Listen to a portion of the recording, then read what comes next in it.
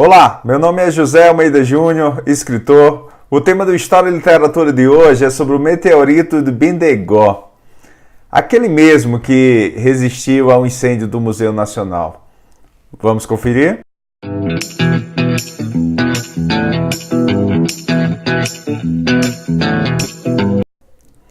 O meteorito de Bendegó é o maior meteorito encontrado em solo brasileiro. Ele possui uma camada compacta de mais de 5 toneladas, compostas principalmente por ferro e níquel. Ele aparentemente não é tão grande, mas é muito pesado.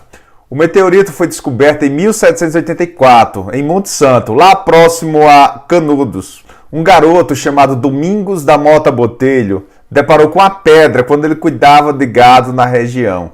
A pedra logo chamou atenção porque era fria e não absorvia o calor do sol do sertão.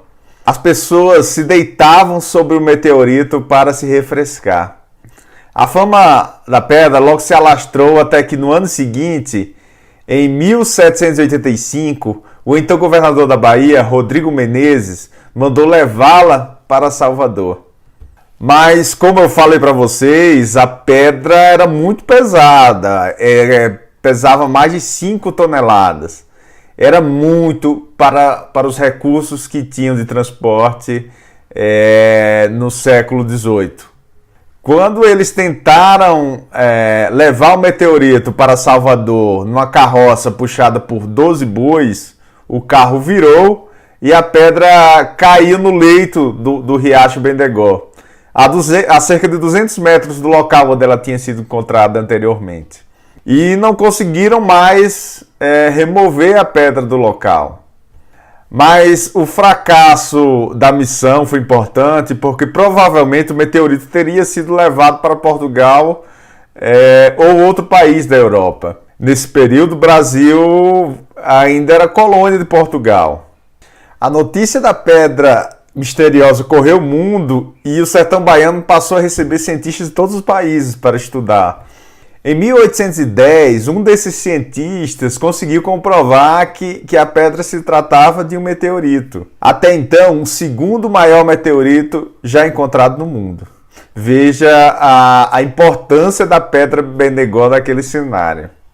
Em 1820, os cientistas alemães Spix e Martius atearam fogo na pedra por mais de 24 horas para enfraquecer a pedra, oxidar, e depois conseguiram quebrar algumas partes.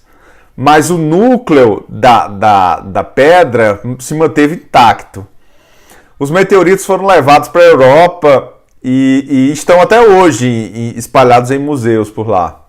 O maior deles está no Museu de Munique. Desde que foi derrubado no leito do rio, o meteorito permaneceu no local por mais de 100 anos, sem que ninguém conseguisse transportar o meteorito de lá. Até que em 1886, Dom Pedro II tomou conhecimento da pedra na Academia de Ciências de Paris, durante uma viagem dele à França. O imperador gostava das ciências naturais, ele queria ser um cientista amador. Tinha até um pequeno observatório astronômico no Paço Imperial de São Cristóvão. Quando ele soube que no sertão baiano estava um dos maiores meteoritos do mundo, Dom Pedro II se comprometeu, em Paris mesmo, a levar a pedra do sertão baiano até o Rio de Janeiro, tão logo ele retornasse ao Brasil.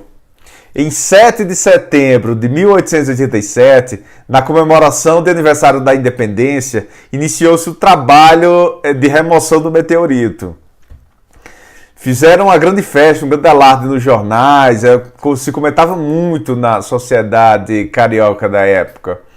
Fizeram até uma solenidade cívica às margens do riacho Bendegó para comemorar a retirada da pedra. Criou-se uma comissão de engenheiros com a liderança do oficial aposentado José Carlos de Carvalho. Mandou-se construir uma carreta que poderia andar tanto sobre trilho como sobre rodas, dependendo das condições do trajeto, porque em determinado momento ele tinha que andar em estrada de chão e depois conseguir pegar um trilho, mas esse transporte era muito complicado. O transporte do meteorito do sertão para o Rio de Janeiro acabou se tornando uma das mais complexas empreitadas da história do transporte no Império. Da Caatinga a Salvador foram 126 dias de marcha. E quem conhece a região sabe como é difícil transitar por lá. Euclides da Cunha mostra muito bem como era a dificuldade do exército brasileiro em atravessar aquela região entre Monte Santo e Canudos para derrotar Antônio Conselheiro. O meteorito chegou a Salvador e ficou em exposição por 5 dias. No ponto de queda do meteorito em Monte Santo, foi construído um monumento de pedra chamado Obelisco de Dom Pedro II. Poucos anos depois, este marco foi destruído por moradores da região durante a Grande Seca, em que morreram milhares de pessoas. Os populares acreditavam que a seca era um castigo pela retirada do meteorito, porque desde que havia sido tirado de lá, o riacho Bendegó secou e as chuvas na região praticamente acabaram. Em 15 de junho de 1888, finalmente o meteorito chegou ao Rio de Janeiro e foi recebido pela princesa Isabel. Depois, o meteorito foi transportado para onde funciona hoje o Museu Nacional. E eis que no domingo de 2 de setembro de 2018, o Brasil assistiu bestializado à destruição do Museu Nacional por um incêndio, que consumiu grande parte do acervo de mais de 20 milhões de itens.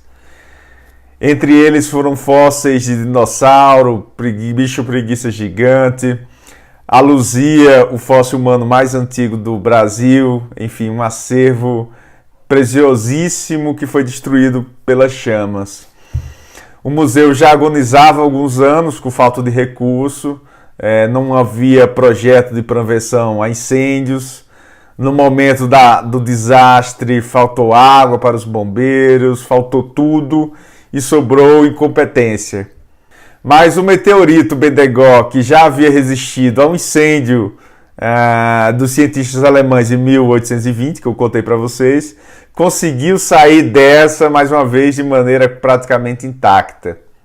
Depois de conhecer um pouco mais da história do meteorito Bendegó, vamos agora para a sugestão de leitura.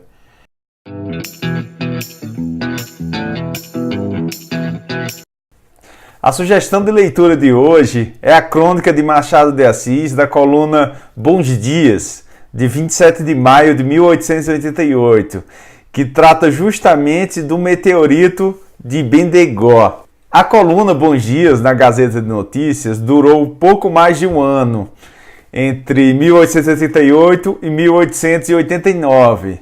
Ou seja, abarcou o período mais turbulento do Império Brasileiro, que foi entre a abolição da escravatura e os momentos que antecederam a proclamação da República.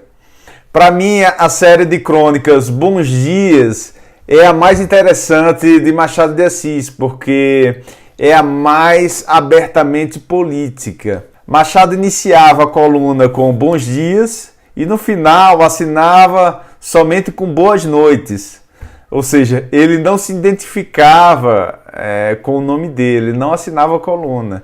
E por isso mesmo ele tinha liberdade para criticar, ridicularizar, ironizar as pessoas, inclusive muitas figuras públicas. Por exemplo, há uma crônica dessa série Bons Dias em que Machado de Assis ironiza os senhores de escravo porque eles pediam indenização pelos escravizados recém-libertos após a abolição dos escravos. E ele diz que vai comprar escrituras de escravos com data retroativa para depois vender ao governo. Essa série de crônicas Bons Dias ficou quase 50 anos perdida porque não se identificou Machado de Assis como um autor delas. Talvez a não descoberta dessas crônicas políticas de Machado tenha contribuído para uma visão muito difundida de que ele havia se ocultado, havia sido omisso durante esse processo de escravidão. E quando nós fomos ver essas crônicas, percebemos que, pelo contrário, ele era muito incisivo, muito irônico com essa situação toda dos escravos, desse processo de libertação, enfim. É uma série incrível que mostra um Machado de Assis que poucos conhecem. Só na década de 1950 que um grande estudioso da obra machadiana, o José Galante, identificou que aquele que assinava com Boas Noites era, na verdade, o Machado de Assis.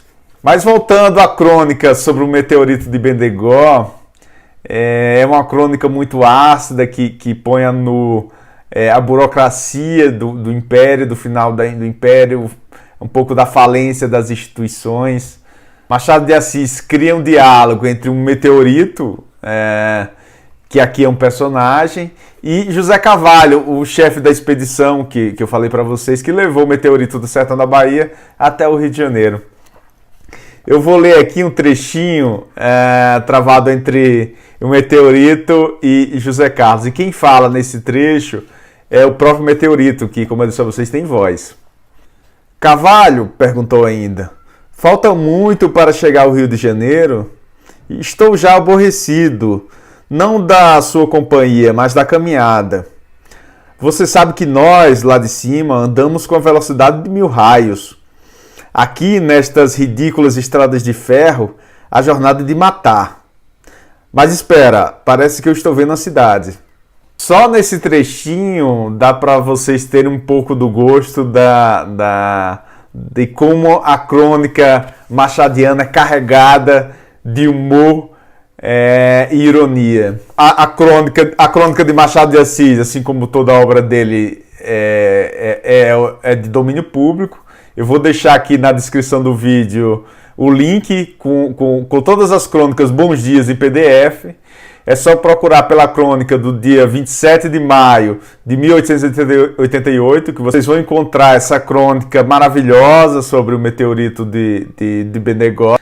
Eu estou aqui com as crônicas escolhidas, organizadas pelo brasilianista John Gleidson, da editora Penguin, Companhia das Letras. São 50 crônicas do total de mais de 600 que Machado de Assis escreveu. Aqui estão as melhores, segundo John Gleidson, e ele é um grande especialista da obra machadiana. Essa seleção tem a vantagem de destacar as crônicas que fizeram muito sentido na época e que fazem sentido até hoje. Muitas dessas 600 crônicas, se nós formos ler hoje, não vai fazer muito sentido.